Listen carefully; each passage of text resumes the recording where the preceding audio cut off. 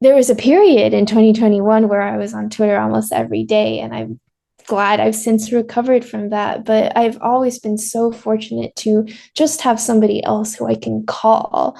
And that, I think, more than anything, has helped me to not go down June's path. I'm Nathan Maharaj, and this is Kobo in Conversation. My guest is R.F. Kuang, author of the epic historical fantasy trilogy The Poppy Wars, as well as the 2022 novel, also a work of historical fantasy, called Babel, or The Necessity of Violence, an arcane history of the Oxford Translators' Revolution. R.F. Kuang's latest novel is Yellowface. It's the story of June Hayward and Athena Liu, a pair of, I won't say friends, we'll call them writers on the rise, one of whom is rising significantly faster than the other, until a fatal freak accident leaves the survivor holding an unfinished manuscript and facing a very tempting proposition. If you're a regular listener to this show, you may recall that it came up twice in our recent year-end staff picks episode, and longtime listeners will recall that R.F. Kuang's previous novel, Babel, was twice named the year before that. So we could not be more thrilled to have this chance to speak with her. Rebecca Kuang, welcome to Kobo. Thanks, Nathan. I'm so excited to be here. Normally, I prefer to dive right in after I've given a synopsis in the intro, but when I read Yellowface, I was struck by how differently it hit me from how I thought it would based on how other people had described it to me. So, can I ask you, probably for the thousandth time that you've been asked this, can you describe Yellowface? Well, Yellowface can be read in a bunch of different ways. It is a satire of the publishing industry. So just like shows like The Bear or Succession or anything else that does an exaggeration of some behind the scenes drama behind an industry that we're all curious to know more about. Yellowface does the same with big publishers like HarperCollins and Penguin Random House. But I think at its core, Yellowface is really just a story about toxic friendship and jealousy and how you can admire someone and love someone and want to be them and also hate them and be unable to stand the side of them or any news of their success. It's a complicated dynamic that I think is actually quite familiar to a lot of us. So Yellowface is, to me, first and foremost, a story of female friendship and friendship between artists. And there's just a bunch of other stuff going on in the background.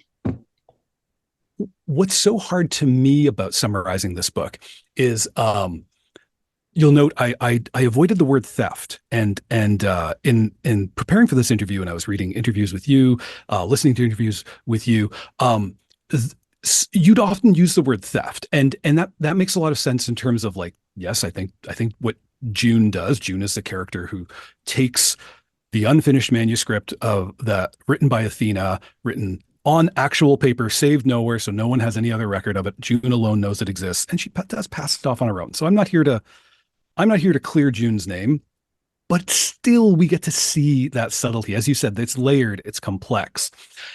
As you've had to talk about this book, as others have talked so much about this book, have you found your own feelings about any of the characters shifting at all over time?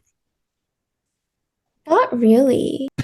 A lot of people are curious about my feelings towards June and are always a bit surprised when I open by saying I love her and I Hmm. care deeply about her. But I felt that way from the beginning. And I think that you have to feel this way about all of your characters, even the characters you despise and the characters you want your readers to despise, because unless you love them and you're thinking really carefully about what they want and what they fear, what motivates them, what disturbs them, unless you're really trying to sympathize with them and look at the world from their perspective, they just come off reading like cardboard cutouts. And there's a really easy version of June to write that is just Hmm. cartoonishly wicked, this horrible girl who hates everybody else, who she sees as a threat and is just nasty and steals outright. But that would be a very boring person to read about. And in real life, we know very few people who are like that. In fact, I think June is closer to a lot of us than we'd like to admit. We've all felt insecure about somebody else. We've all wondered what it would be like to inhabit someone else's life. And we've all done things in that moral gray zone of, oh, maybe it wasn't theft, or maybe it was theft. But if we rationalize it the right way, maybe it was okay all along. Hmm. We feel her anger and we feel her frustration. And the only difference between us and June in many circumstances is that fate didn't offer us the kind of dark opportunities like the one that pops up in front of her when Athena dies choking on a pancake. I'm so glad you talked about loving June because I've also felt a certain affection for her because because she had those layers and she was such an interesting and kind of annoying person to be around, but also I couldn't stop.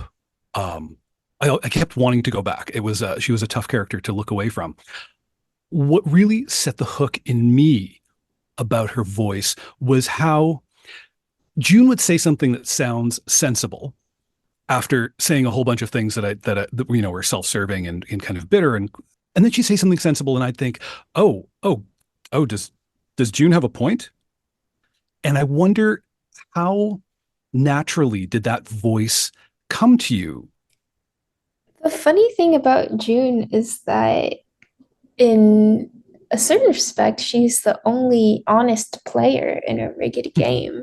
So when she's talking about the hypocrisies of publishing, and she talks about how race and identity and marginalization are commodified, how they become selling points, the incredibly shallow way the industry thinks about race and markets authors of color, she's often 100% correct. She has seen Mhm. right through the system and she knows it for what it is.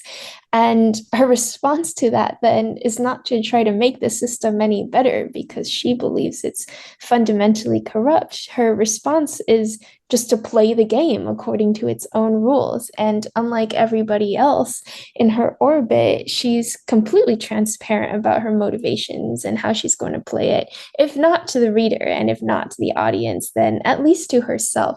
So she knows precisely what she's doing, which is why she's fun to follow, because it's not like we're reading about someone whose worldview is so unhinged and skewed that they're unreliable, but rather someone who has startlingly accurate insight into how publishing works because she's been in this industry for a while. She's seen how it operates. It's just that her response to it and her reaction is so unhinged. And it's that combination of credibility and being unhinged, which made her so fun to write. And I assume fun to read as well.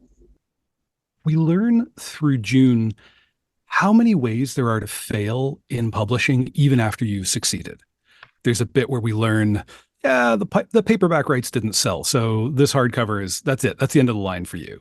And the audiobooks aren't going to go anywhere. And oh, and this editor's been fired, or this the publishing house that acquired your manuscript, yeah, they're collapsed now. So nobody cares about your book anymore, even though you thought it was going to get published.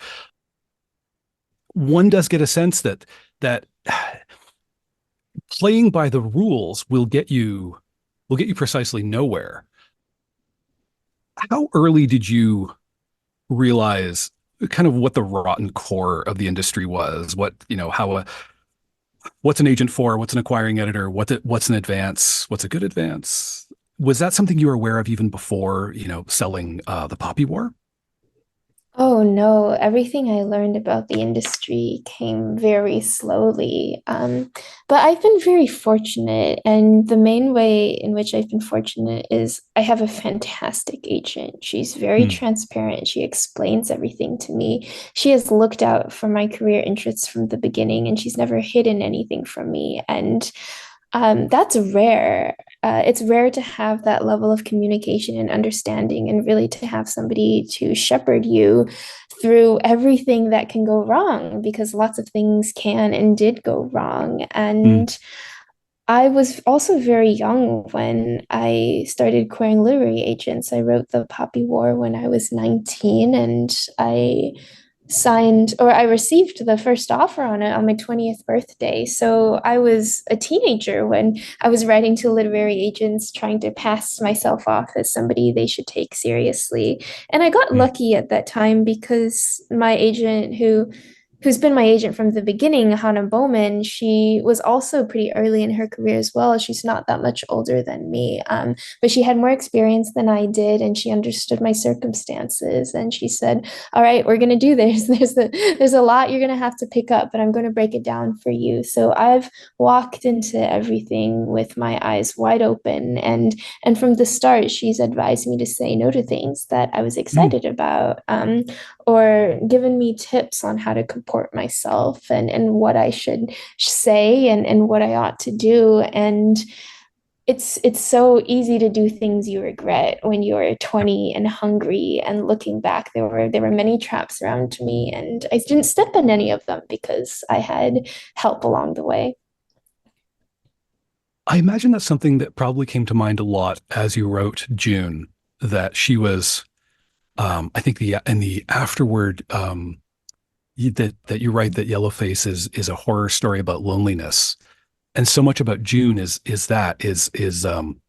she's kind of is buoyed along, and sort of if you want to know what direction the net effect of the currents in the publishing industry are, and society larger, you just kind of watch the direction June's drifting in, because she's not a strong swimmer against those currents, and they kind of push her along to wherever they want to go. Well, June's problem is that she's too online. Mm, And it's a function of being so isolated and not having people that she can literally just go to a bookstore or a coffee shop and sit down and talk to. Her entire means of processing what's going on in the world, what people think of her, and how she ought to react is really over Twitter and Instagram. And so she's constantly reading Goodreads reviews or searching her name, finding threads about herself because she depends on that kind of validation, the fact that others are talking about her to confirm her own existence and to sketch out the details of her own subjectivity. And people who have strong social networks and support groups that are not on the internet don't need to do that, right? I don't mhm. spend all that much time on social media. I There was a period in 2021 where I was on Twitter almost every day, and I'm glad I've since recovered from that. But I've always been so fortunate to just have somebody else who I can call. And that, I think, more than anything, has helped me to not go down June's path. Mm. I think you mentioned, God, was it an interview in Interview Magazine with Zakia Delilah Harris? I think where you talked about the character of a pandemic novel. I may have the interview wrong, but you described Yellowface as a pandemic novel, but not just in terms of when you wrote it, but in kind of its emotional landscape. Could I ask you to describe a little bit of what you meant by like the hallmark of a pandemic novel? There's lots of definitions of pandemic novels, and some of them are contradictory. But what I mean when I say Yellowface is a pandemic Mm, novel is that, well, first of all, I wrote it during the pandemic, and I've always been very influenced by place. All of my books are guided by this sense of setting first and foremost. And that means when I was writing the Poppy War trilogy, I was living in Beijing and walking through all these museums, these historic sites, really steeped in Chinese history and culture and mythology, past and present. So that manifested in all of the details that go into that epic secondary world fantasy setting.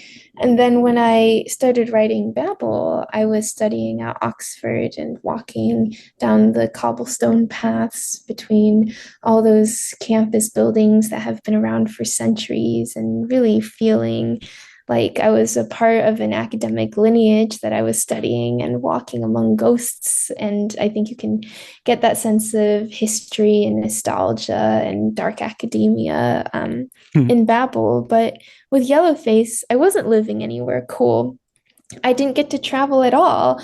I was just stuck in an apartment in Florida logging onto Twitter every morning. So my setting became the internet space, which is such a weird two-dimensional, instant and shallow place to interact with other people. So everything about that book is shaped by being chronically online, down to how the sentences are constructed, down to the very rhythm of the prose. It's all shaped by the kind of fast flying discourse that we were all participating in. This fast flying, incredibly dense but also meaningless discourse that we were reading volumes of every day. And now that we're no longer in that space, I don't think I'll write anything like it ever again. But when I say pandemic novel, I'm really referring to that specific fragmented internet lifestyle of lockdown, which, knock on wood, we won't have to repeat anytime soon. But God, who knows these days? Yeah. I'm so glad you talk about how online it is and how you set out to capture that sensibility. Because one of the things that I thought the novel conveyed well was how eager online discourse is to grab onto complex things, but how stubbornly that same discourse resists any sustained cognitive tension. It feels like an extraordinarily stressful sensibility to capture, especially when you're living in it. I wonder about the editing of this because you would have. It's been a fast moving a few years, as you say. Like we were all locked inside, and then we weren't. Were there shades of the tone that surprised you as you looked back and prepared the book for publication?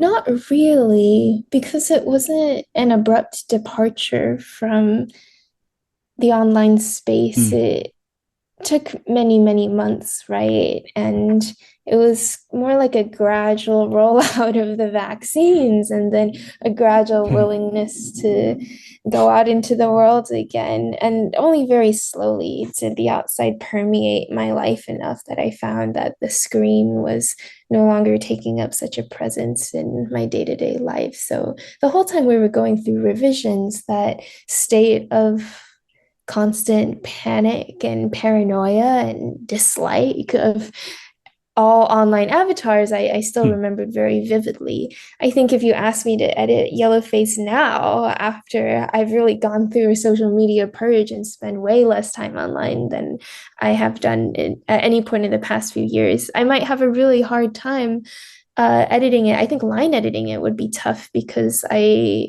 just shun Twitter now, so I don't know what the rhythm of a viral tweet looks like anymore.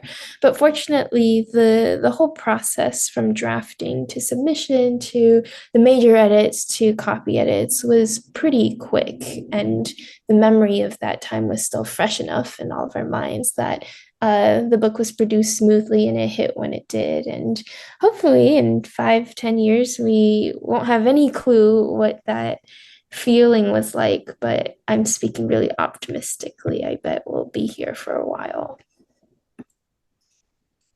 I think you've mentioned that you were thinking about you're thinking about these currents of racism, of appropriation, in the wake of the summer of 2020, when we all had the murder of George Floyd on our mind. And I wonder, as we think about, as you mentioned, what would editing it today be like? Is there anything you might have written differently or approached Yellowface differently, um, knowing what we know now about where all of the tumult of 2020 in fact landed us?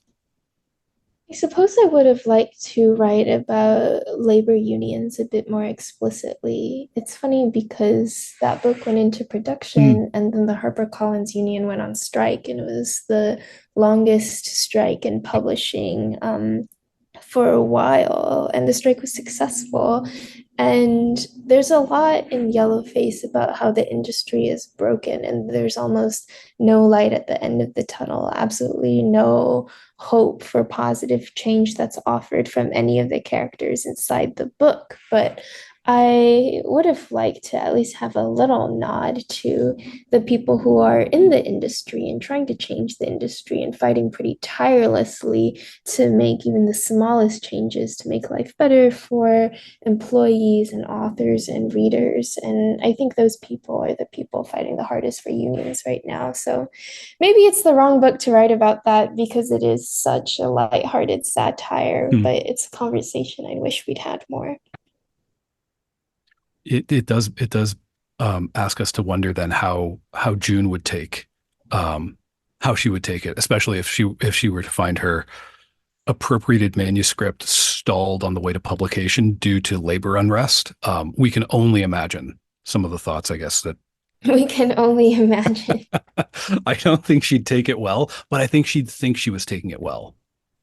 Okay, so we've been dunking on June. I want to ask about Athena because a lot of what I've read about this book and a lot of what gets talked about this book seems to let Athena off. And I guess there's something about not speaking ill of the dead, but she's a fictional character, so I'm gonna give myself a pass here.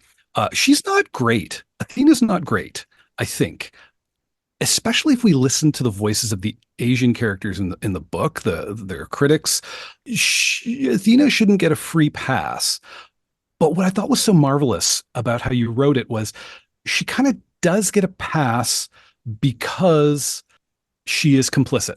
She sees herself as she sees the benefits that will accrue to a token, and she's okay with enjoying the spoils of that. I think the example I'm thinking of is how she is not Korean, but she's okay being like put in a position to go ahead and represent Koreans. It's the generalization of Pan Asian blindness is it's fine with her as long as her career will carry on. How did Athena come to you as a character? How did she coalesce on the page for you? Yeah, the joke about how Athena's not even Korean and she wrote the story about the Korean War reminds me of the film adaptation of the musical Flower Drum Song, which in the 50s, I think it was such a big deal because it was the first film musical about Chinese Americans with an all Chinese American cast. And it turns out none of those actors are Chinese American.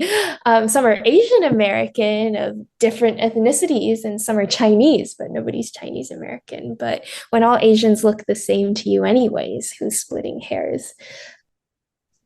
I had tremendous fun coming up with Athena as a character, but I think craft wise, what I wanted to try was a character who never gets to speak, Hmm. a character who dies in the most gruesome way in the first chapter, in a way that literally cuts off her voice, right? Because she's choking, she can't even cry for help and then doesn't get to speak up for herself or offer any defense of herself, her legacy, her actions to the rest of the novel.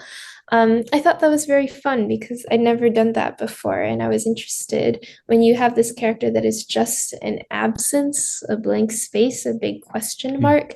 That means that you can only fill it in with everybody else projecting what they thought onto her.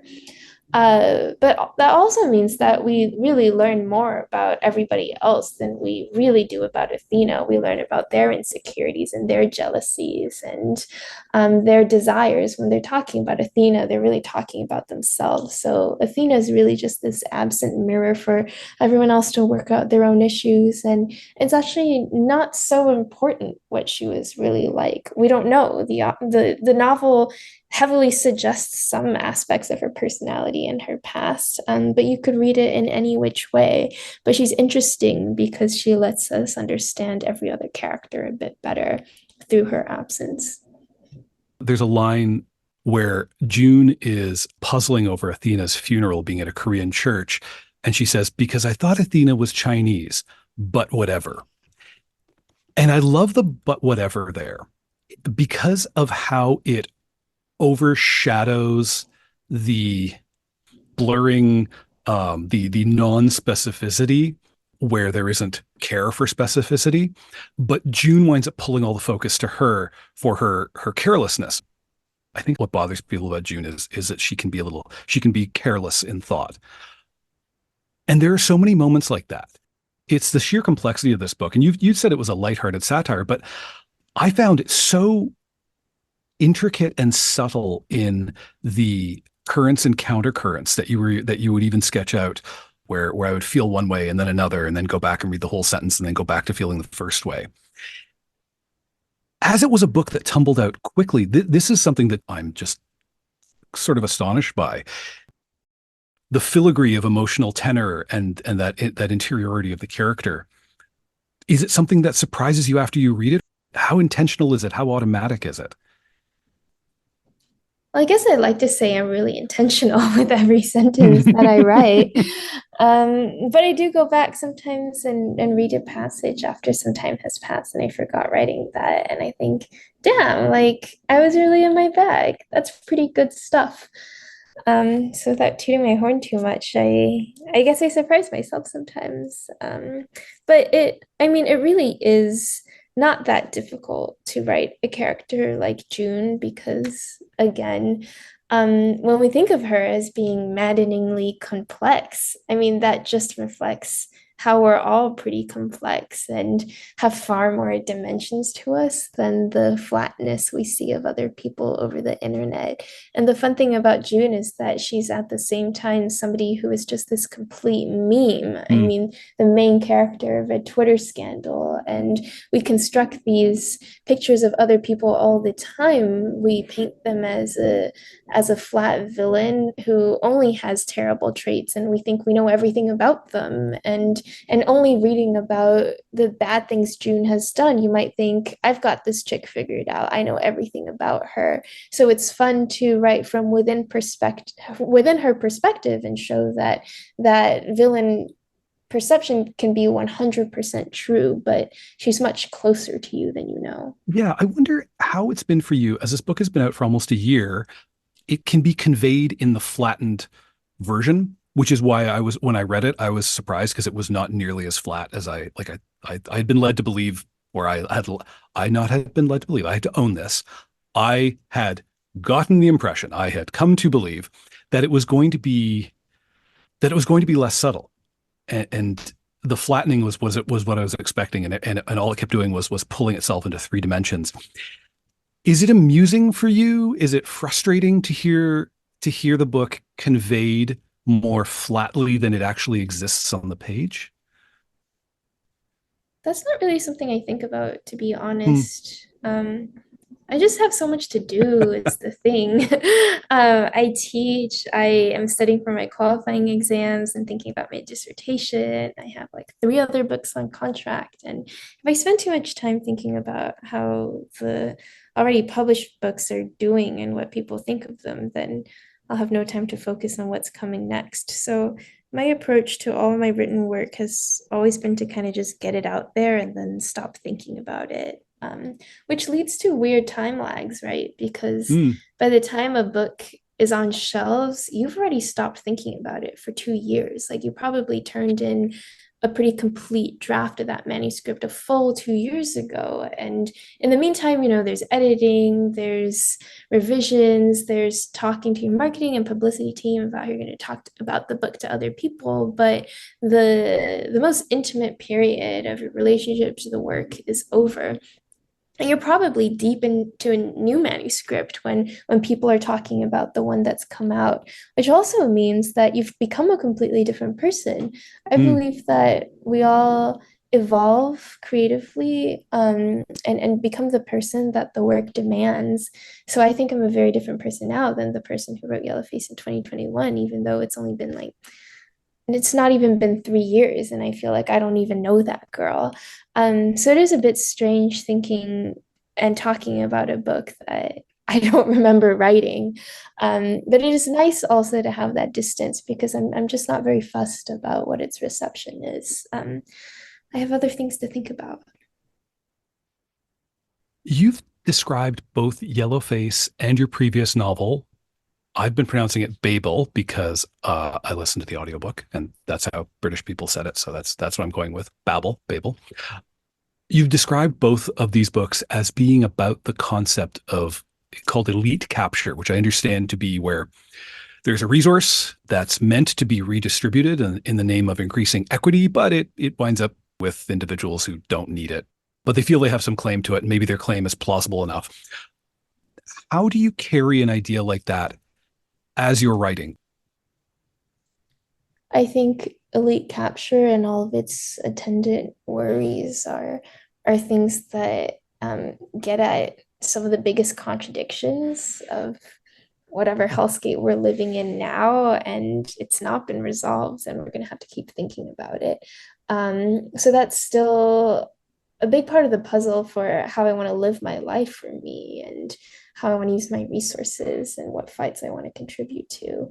I get elite capture from the political philosopher Olufemi Taiwo, who's written extensively on this and has a fantastic book out about it. There's so many cases of elite capture, but I think about it in the very specific sense of how a set of tools and language and genuine intentions meant to deal with a set of problems, let's say racial discrimination, um, and marginalization, how that gets co-opted by people who don't need those tools, don't need those benefits, and how that gets co-opted by many cases neoliberal grifters who steal the language of the woke left of identity politics, really for self-aggrandizement and benefiting themselves. And to give an example of this, it's how we go from conversations about what to do about police violence in the wake of George Floyd's murder to DEI consulting companies making millions on telling white people in corporate boardrooms how to stop doing so many racial microaggressions. You would only think that these two initiatives belong in the same space if you're thinking about racism and racial justice in the most shallow way possible. But this kind of shallow thinking is what enables elite capture.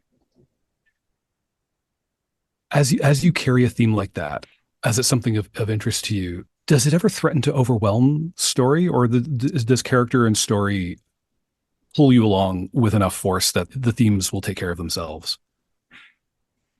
I mean, characters are only interesting in as much as they're engaged with the world and thinking about real problems. And Mm, this is a very real mm. problem. So I don't really worry about theme overwhelming character. It's an important thing to think about. I think about it almost every day. And so naturally, a lot of my characters will too. Mm. What interests you about writing in different genres? I just get bored. I get bored really easily, and I I get really attached to a certain mode of writing. I fall in love with Victorians. I read Dickens obsessively, and then one day it's like a switch flips, and I don't want to do that anymore.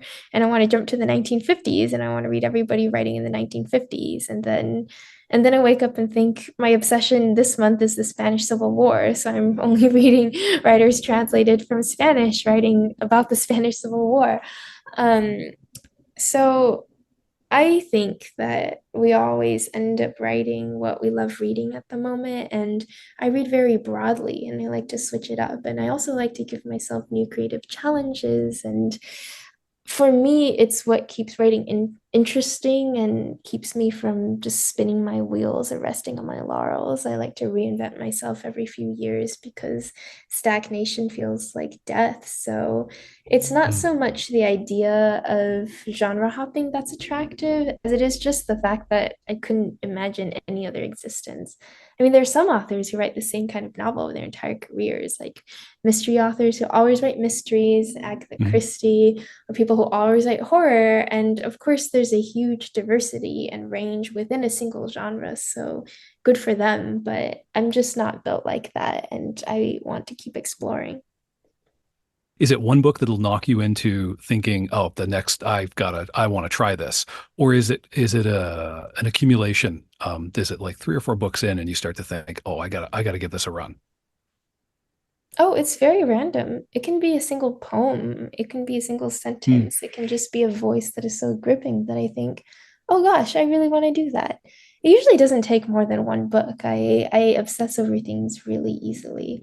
Right now, I'm really into Sylvia Plath. I reread The Bell Jar a few weeks ago after having read it in college, and then started reading Heather Clark's Red Comet, which is a fantastic biography of Plath. And then I got a volume of her unabridged journals, and I'm just devouring her stuff and writing my friends long letters about how I think Sylvia and I don't think we would have been friends, but I think it would have been very fun to chat with her. So that's going to show up in my work, I'm sure, in some way or another. But I think life is more interesting when you just let yourself fall head over heels in love with art very quickly.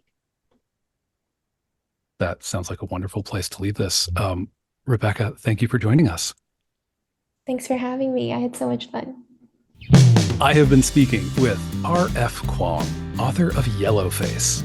Find it and all the books we spoke about at Kobo in Conversation's home on the web, kobo.com/conversation. There is a link in the show notes. Subscribe in your podcast player to catch every episode. And if you enjoyed this one, please share it with your most successful frenemy.